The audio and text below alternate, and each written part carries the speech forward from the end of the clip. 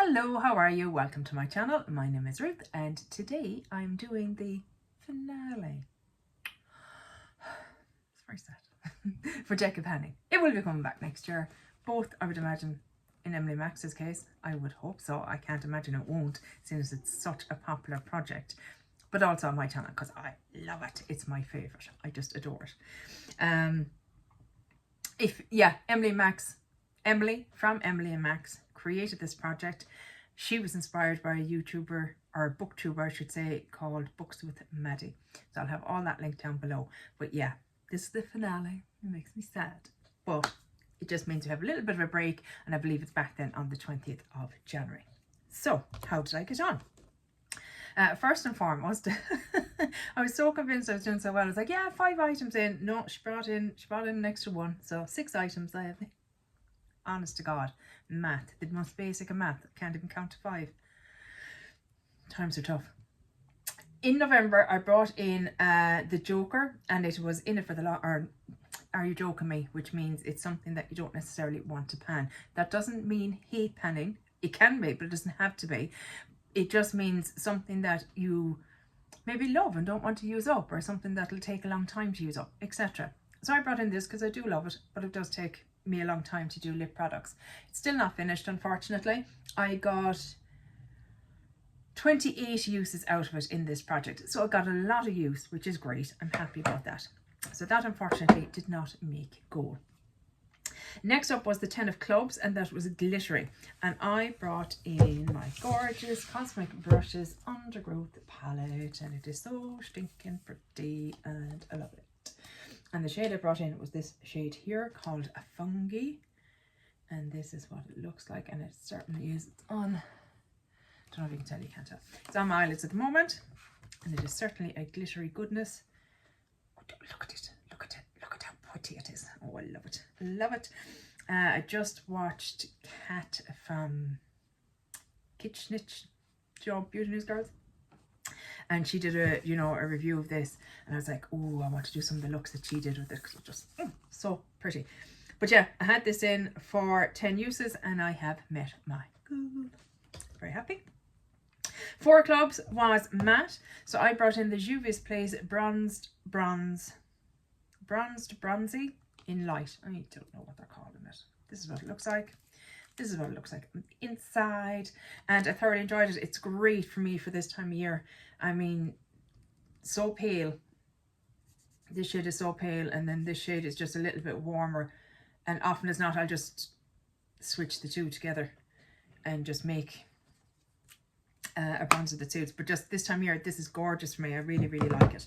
I have the blush in that format as well. Don't love that as much, but the bronzer, definitely my cup of tea. So I had to use that 4 times, done, 4 uses, no bother. Next is the Jack of Spades, and that was a powder product. So I brought in my Hourglass Ambient Lighting Powder in Diffused Light.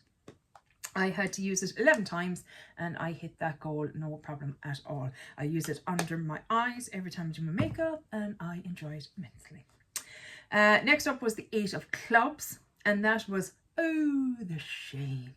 And that was how I brought in, oh yes, I'll show you what I brought in. The House Labs Triclone Skin Tech Foundation in 110 Light Natural. Ended up loving this. So I had said before that I didn't know if I liked it or not, and it turns out I like it a lot if I use a sponge. Other than that, I don't love it as much. With a sponge, sublime. Love it. Actually love it. It's pricey, but it's probably one of the few expensive high-end foundations that I've bought in the last 10-15 years that I think is maybe worth the price. The bottle is gorgeous. It's real, proper heft to it. The foundation itself looks lovely, wears well. Yeah, I'm so happy that I got rid of the brush and used the sponge, and it just made such a difference. Love it. So I had 8 uses met, no problem. And the last item I brought in was the 7 of Spades, and it was seasonal. And I brought in the Beauty Bay Rich palette, because I thought it was quite seasonal, quite a lovely palette for this time of year. And I had to use it 7 times.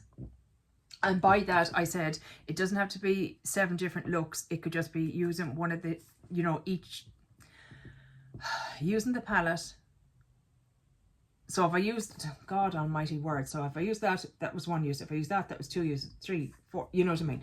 So I think I used it 3 times for 3 different looks, and I just, it's just lovely, lads. It's just lovely. Beauty Bay eyeshadows, considering the price, are just fantastic. And not, I hate when people say it's great for the price, because that's nearly suggesting that if it was dearer it wouldn't be great. Does that make sense? Probably not. But for me, regardless, you know what I mean, if I didn't know what price this was, I would still say it was a great palette. Does that make sense? Probably not. Ruth rarely makes sense. But we've got gorgeous matte, we have some basic shimmers, we have some glittery shimmers, and it just, yeah, the mattes blend beautifully, the shimmers are impactful, don't have a lot of fallout, especially since I don't wear glitter glues. It's important to me. So yeah, just yummy in my tummy. Love it. Love you. And that is it. This is a short and sweet video. But yeah, this will definitely be back. 100%. I assume you want it back. Let me know down below. Are there any other projects you'd like to see me doing? I feel like I have maybe room in my filming schedule for 1 more project. I don't know. Let me know. If there's a big call out for a certain type of project, I'll consider it. So yeah, let me know. But this is definitely coming back. 100%. Absolutely love it.